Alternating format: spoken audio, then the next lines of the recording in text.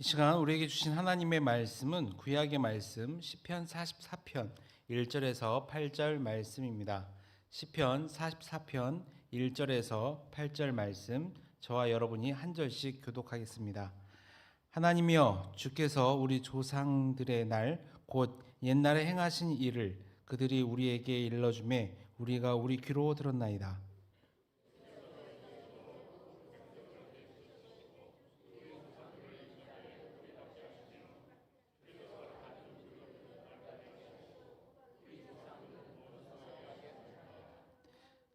그들이 자기 칼로 땅을 얻어 차지함이 아니요 그들의 팔이 그들을 구원함도 아니라 오직 주의 오른손과 주의 팔과 주의 얼굴의 빛으로 하셨으니 주께서 그들을 기뻐하신 까닭이니이다.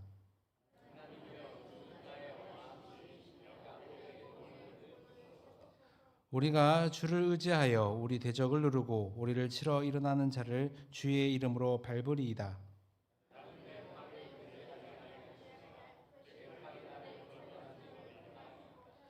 오직 주께서 우리를 우리 원수들에게서 구원하시고 우리를 미워하는 자로 수치를 당하게 하셨나이다.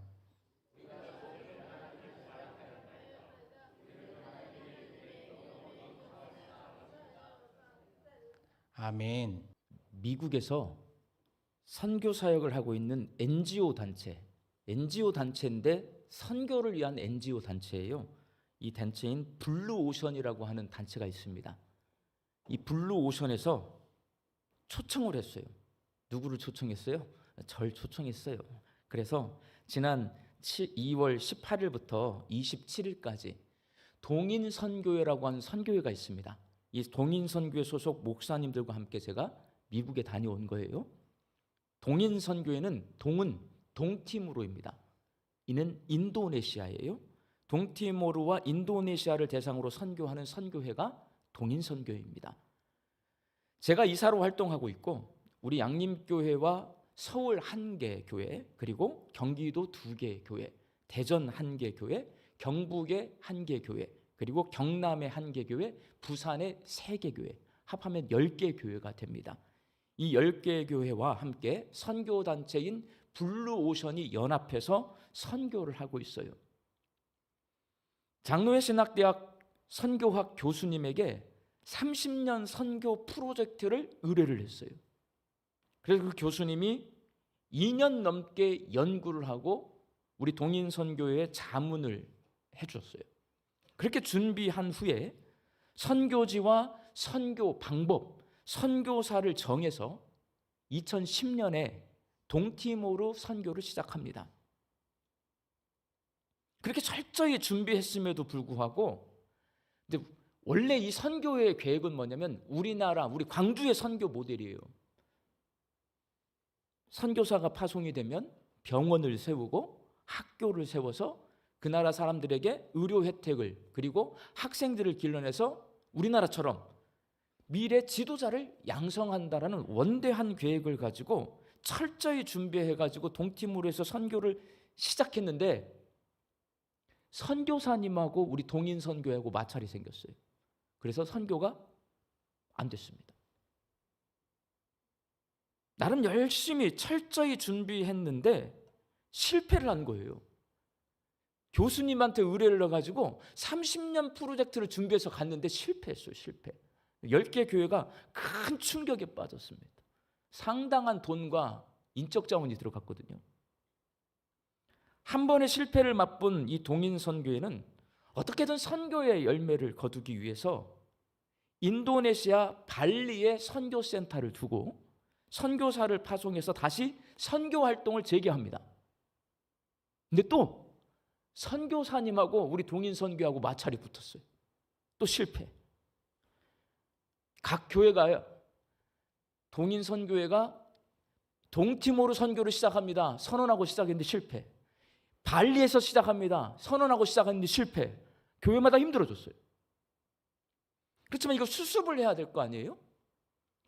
그래서 또다시 발리로 새로운 선교사님을 급하게 찾아서 보냅니다. 2010년부터 2019년까지 9년 동안 엄청난 예산을 투자를 해가지고 선교를 했는데 다 실패하고 그거를 수습하기 위해서 새로운 선교사님, 선교사도 아니에요. 마음의 준비도 안 됐는데 수습하기 위해서 보냈어요. 2019년 6월에 선교사를 그렇게 급하게 보냈는데 2020년에 뭐가 왔어요? 코로나가 시작이 됐습니다. 코로나 팬데믹으로 모든 사역이 중단이 됩니다. 아직 현지에 적응하지도 못한 채 집에 갇혀있는 이 인도네시아 말도 제대로 못하는 이 선교사는요, 이 코로나가 딱 오자마자 충격을 먹고 우울증에 걸립니다. 저한테 계속 전화 와요. 목사님 이거 어떻게 해야 돼요? 너무 힘들어 죽겠어요. 저 한국 갈래요. 이렇게 전화가 와요. 연속된 선교 정책 실패와 코로나로 인해 아무것도 할 수 없던 그때 하나님께서는요, 우울증에 걸려가지고 방에 박혀있는 이 선교사님의 눈을 열어줘요. 뭐가 보이는 줄 아세요? 밥 굶고 있는 가난한 발리 사람들이 보이는 거예요. 우리가 잘 아는 대로 발리는 관광도시입니다. 신혼여행 가는 데예요.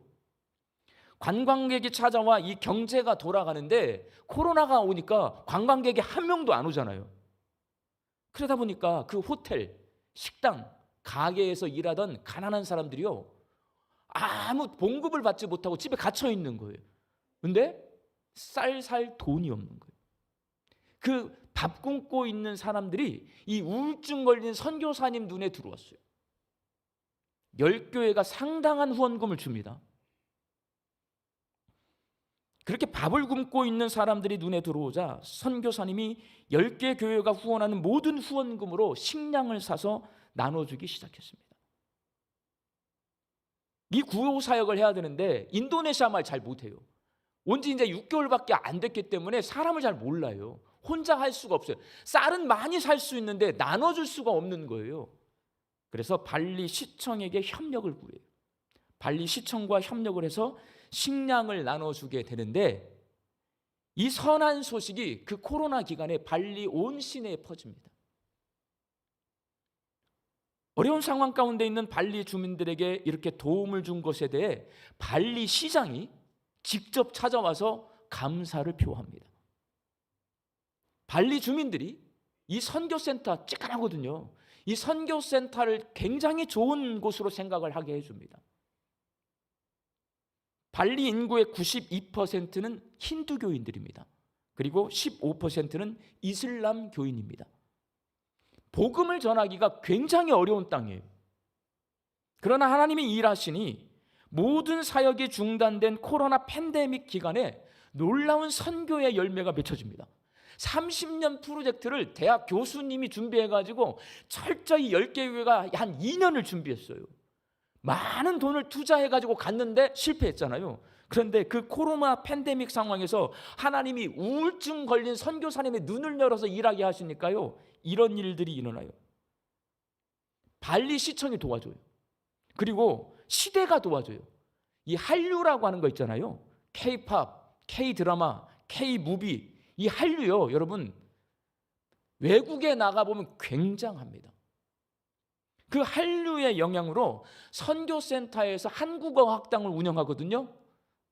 발리 시청이 도와주니까요, 1년 내내 들어올 사람들이 꽉 차요. 엄청난 효과가 있어요.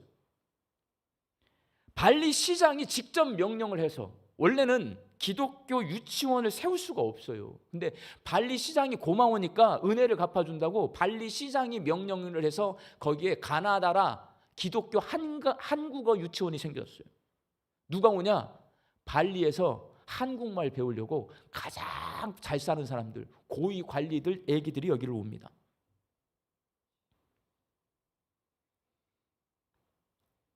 그리고 어학당에서 한국어를 배우잖아요. 젊은 애들이 와서 배워요.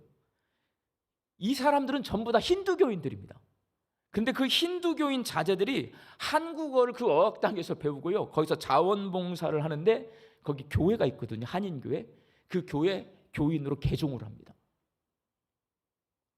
이 청년들이 복음을 믿고 개종해서 선교센터와 어학당과 유치원을 섬기게 되고 이 사람들이 현지인들에게 복음을 현재 전하고 있어요.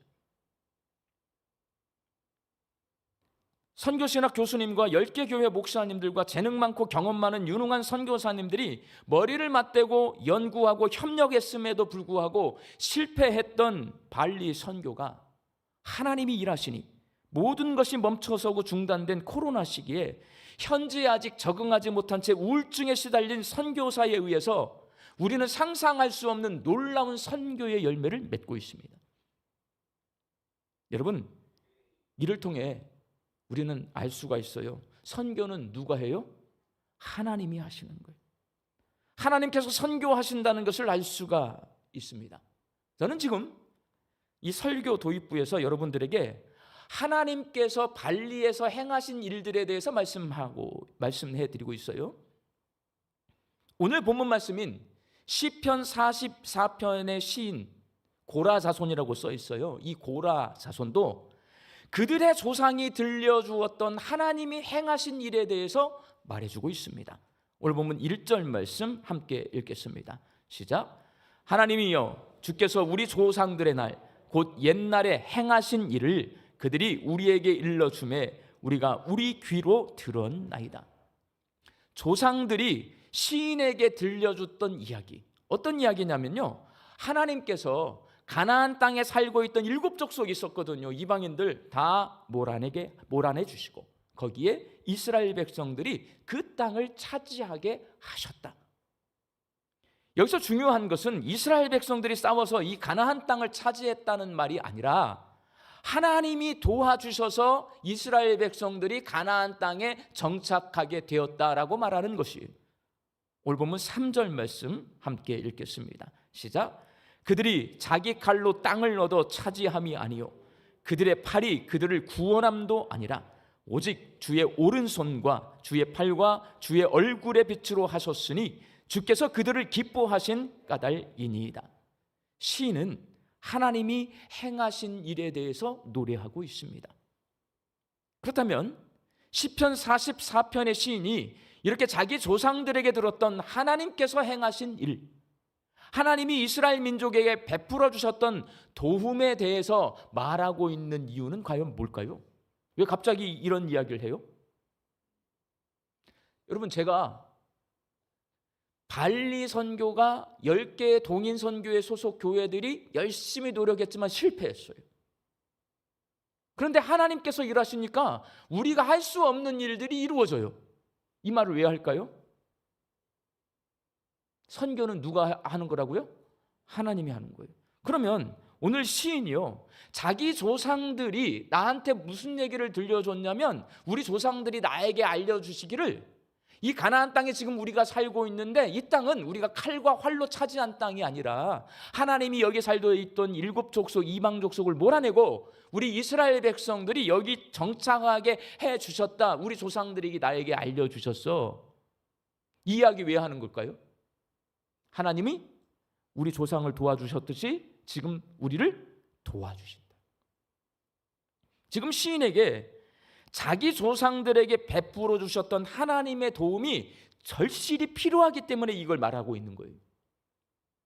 시편 44편은 역대하 32장에 기록되어 있는 남유다 히스기야 왕 시대에 북쪽의 강대국 아수르라고 하는 나라가 있습니다. 이 강대국의 군대가 쳐들어와서 남유다의 46개 모든 성읍, 군인들이 거주하고 있는 모든 성읍을 다 함락시켜요. 그리고 딱 하나 수도 예루살렘만 남겨놨는데 그 아수르 군대가 예루살렘을 뺑 둘러서 포위하고 있습니다. 그 상황에서 이 시편 44편 시인이 노래하고 있는 거예요. 한마디로 기도하고 있는 겁니다. 그렇게 풍전등화의 위기 상황에 놓인 나라를 걱정하면서 시인은 할 수 있는 게 뭐냐? 하나님 앞에 기도하는 것밖에 없어요. 본문 4절 말씀 함께 읽습니다. 시작. 하나님이여 주는 나의 왕이시니 야곱에게 구원을 베푸소서. 여기서 구원을 베푸소서라는 말은 시니까 좀 고상하게 쓴 거잖아요. 구원을 베푸소서. 근데 우리가 기도할 때 하나님 나에게 구원을 베푸소서 이렇게 기도하지 않잖아요. 어떻게 해요? 아버지 살려주세요 이렇게 하는 거잖아요. 그 말이에요. 하나님 살려주세요. 하나님 살려주세요라고 간절히 기도하는 시인에게 과거 자기 조상들이 들려주었던 이야기가 생각이 납니다. 애굽에서 종살이 하던 이스라엘 백성들을 하나님께서 건져 주셨어요. 광야에서 굶어 죽지 않도록 40년 동안 만나와 메추라기로 먹여 주셨고, 바위에서 물이 나게 하셨고, 그 태양빛, 이 뜨거운 태양빛을 구름으로 가려 주셨고, 밤에 추운데 불기둥으로 따뜻하게 해 주셨고, 이게 생각이 나요. 그리고 지금 남유다 백성이 살고 있는 가나안 땅에 원래 살고 있던 원주민들을 쫓아내고 이스라엘 백성들이 거기에 정착하게 해주셨다. 이게 조상들에게 들었던 이야기거든요. 그 이야기가 생각이 나는 겁니다. 왜? 하나님이 우리 남유다 백성을 원래 도와주시는 분이셔. 그때의 그 도움이 지금 우리에게 필요한 거야. 시인은 조상들이 들려주었던 이스라엘을 보호해 주시고 도와주셨던 하나님을 기억하며 오늘도 하나님께서 도와주실 것을 믿고 하나님만을 의지하겠노라고 기도합니다. 오늘 본문 5절 말씀 같이 읽습니다. 시작. 우리가 주를 의지하여 우리 대적을 누르고 우리를 치러 일어나는 자를 주의 이름으로 밟으리이다. 시인은 남유다의 활과 칼, 남유다의 군사력으로는 강대국인 아수르 군대와 싸워서 이길 수 없다는 것을 너무나 잘 알고 있어요. 왜? 이미 46개 성읍이 다 함락당했어요. 그리고 예루살렘 성을 꽉 둘러서 지금 포위하고 있어요. 그래서 자신의 조상들을 도와주셨던 하나님을 기억하면서 하나님께서 풍전등화의 위기에 있는 이 나라를 구해달라고 간절히 기도합니다. 그리고 자기 조상들이 하나님의 도우심으로 출애굽해서 광야를 지나 약속의 땅 가나안 땅에 정착해서 하나님 앞에 감사의 예배를 드렸듯이 자신들도 하나님의 도우심으로 이 위기를 이겨내고 하나님 앞에 감사의 예배를 드릴 수 있게 해달라고 기도합니다. 오늘 본문 8절 말씀 같이 읽습니다. 시작. 우리가 종일 하나님을 자랑하였나이다. 우리는 하나님의 이름에 영원히 감사하리이다. 이 위기에서 우리를 건져주셔서 우리가 하나님을 자랑한다. 그러니까 하나님이 우리를 도와주셨다는 것을 간증하고 싶어하는 거예요. 그리고 하나님 앞에 감사의 예배를 드리게 해달라고 기도하고 있는 겁니다. 역대하 32장에 아수르 군대가 예루살렘 성을 뺑 둘러쌌어요. 그때 이 시인과 똑같은 모습이 연출이 됩니다. 하나님의 이름을 모욕하면서 공격해 오려고 하는 이 아수르 군대를 보면서 그 당시의 왕이 히스기야 왕이고요. 히스기야 왕을 도와주면서 옆에 있던 사람이 누구냐면 이사야 선지자입니다. 히스기야 왕과 이사야 선지자가 하나님 앞에 간절히 기도합니다. 역대하 32장 2절 말씀 같이 읽습니다. 시작. 히스기야 왕이 아모스의 아들 선지자 이사야와 더불어 하늘을 향하여 부르짖어 기도하였더니, 나라가 망하게 생겼으니까요. 지금 시편 44편의 고라 자손과 역대하 32장의 히스기야 왕, 이사야 선지자 똑같은 상황에 있는 거예요. 히스기야 왕도 기도하고 이사야 선지자도 기도하는 것처럼 시편 44편의 시인인 고라 자손도요, 하나님 앞에 부르짖어 기도하는 거예요. 어떻게 됐을 것 같아요? 하나님께서요, 아수르 군대 18만 4천 명을 천사를 보내서 전염병으로 다 죽입니다. 그래서 남유다가 멸망하지 않고 살아남아요. 하나님 앞에 간절히 기도했을 때 히스기야 왕, 이사야 선지자, 그리고 고라 자손의 이 시편 44편의 시인, 그리고 그 시대에 같이 살았던 예루살렘 성 안에 있던 남유다 백성들은 하나님 앞에 간절히 부르짖어 기도했을 때 하나님이 날 도와주신다는 것을 체험했습니다. 사랑하는 광주 양림교회 성도 여러분, 오늘 본문 말씀인 시편 44편은 우리에게 하나님의 도움이 필요할 때 하나님께 부르짖어 간절히 기도해야 된다는 아주 간결하고 명확한 메시지를 전해줍니다. 도움이 필요해. 내가 힘든 고난의 상황에 처해 있어요. 아수르 군대가 성 밖에 와 있어요. 나 위기 상황이야. 뭐 하라고요? 기도하라는 거예요, 여러분. 기도하라. 그제가 3.1절입니다. 1919년에 전국적으로 일어났던 3.1 만세 운동, 그 선두에 한국 교회와 그리고 그리스도인들이 있었습니다. 광주는 3.1운동이 3월 10일 날 일어났어요. 왜 그래요? 최홍종 기념관 있죠? 우리 교회에서는 최홍종 장로님, 이분 나중에 목사님 되신 거잖아요. 최홍종 목사님이 광주의 대표주자예요. 3.1운동 대표주자. 그래서 서울로 갑니다. 갔다가 붙잡히더라고요. 그래서 서울 서대문 형무소에 갇혀요.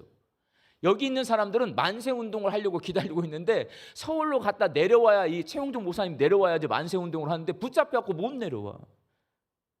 3월 10일 날 우리 양림교회 교인들하고 스피아 여자 고등학교, 중고등학교 학생들하고 같이 만세운동을 시작합니다. 3.1운동은요 전국적으로 다 똑같아요. 선교사님들이 세운 학교의 학생들과 선교사님들이 세운 교회 교인들이 맨 앞에 서서 만세운동을 했어요. 자, 성공했어요? 실패했어요? 실패한 거죠. 왜냐? 만세운동을 하는데 우리가 들고 일어난 건 뭐예요? 손에 뭐가 있어요? 태극기. 그리고 우리가 할 수 있는 건 뭐예요? 만세요. 만세. 대한독립 만세. 태극기야 말로 하는 거예요. 근데 그 3.1운동을 하고 있는 우리 한국 국민들을 이제 진압해야 되잖아요. 일본 경찰과 군인이 뭘 가지고 와요? 총과 칼을 가지고 왔어요. 태극기와 만세라고 외치는 우리에게 총과 칼로 대적하는데 우리가 이길 수 있어요? 다 진압당합니다. 그런데 3.1 만세운동은 그것으로 끝나지 않아요. 태극기를 들고 대한독립 만세를 외치며 일본군과 경찰에 진압당했던 한국 교회와 그리스도인들은 오늘 시편 44편의 시인처럼, 그리고 역대하 32장의 히스기야 왕과 이사야 선지자처럼 하나님 앞에 부르짖어 기도합니다. 우리 교회 목사님이 감옥에 갔었어요. 우리 교회 장로님이 감옥에 갇혔어요. 우리 교회 내 딸과 아들들이 팔이 잘리고 감옥에 갇혀서 매를 맞고 있어요. 다 기도했어요. 다. 하나님 도와주세요. 부르짖으며 하나님께 기도했고 하나님이 그 기도에 응답해 주셔서 오늘 우리가 자유를 누리고 있는 겁니다. 여러분, 우리 그리스도인들은 그런 역사를 볼 수 있는 눈을 가지고 있어야 돼요.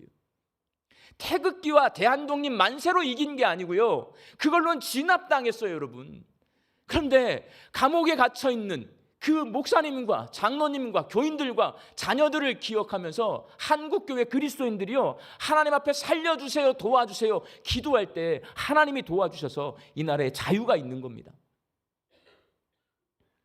이렇게 성경에 기록되어 있는 기도의 역사가 우리나라의 역사에도 기록되어 있습니다. 그러니 이스라엘 백성이 자기 자녀들에게 이러한 믿음의 이야기를 들려주었듯이 우리 역시도 우리 자녀들에게 이러한 믿음의 이야기를 들려줄 수 있어야 합니다. 그리고 이야기만 들려줄 것이 아니라 우리가 기도의 주인공이 되어서 하나님 앞에 간절히 기도하며 살아야 합니다. 사람은 하나님의 도움 없이 살 수 없는 존재고, 사람은 하나님의 도움을 받는 방법, 바로 사람이 하나님께 도움을 받으려면 기도해야 돼요. 여러분, 기도 외에는 방법이 없습니다. 선지 우리 교회는 우리 성도들이 아주 행복하게 신앙생활을 하고 있습니다. 여러분, 행복해요? 행복하지 않아요? 행복하니까 오늘 또 행복한 한 끼 애들이랑 밥도 먹잖아요. 행복해. 항상 기도해야 하지만 사람은 미련하고 연약해서 이렇게 행복하고 평안할 때 기도합니까? 안 합니까? 기도 안 합니다. 게을러져요. 나태해집니다. 그러나 여러분, 우리가 정신을 바짝 차려야 될 게, 사탄은요 우리가 행복하다고 공격하지 않아요. 공격하지 않는 게 아니에요. 사탄은 하나님 나라의 전초기진 교회와 그곳에서 신앙생활하고 있는 우리 성도들을 늘 공격합니다. 그러니까요, 기도해야 합니다.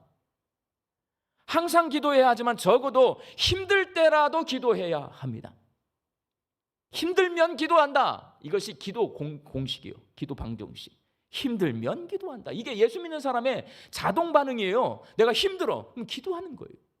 근데 이제 요즘 이상한 게 보여요, 제 눈에. 힘든데 기도를 안 해. 우리 양림교회 힘든데 기도를 안 해요. 그럼 어떻게 해? 목사는 힘드니까 기도하세요 라고 설교할 수밖에 없는 겁니다. 여러분, 지금 우리 교회는 제 눈에는 그렇습니다. 기도가 필요한 때입니다. 그것도 부르짖으며 하나님께 도움을 요청하는 기도가 절실히 필요한 때입니다.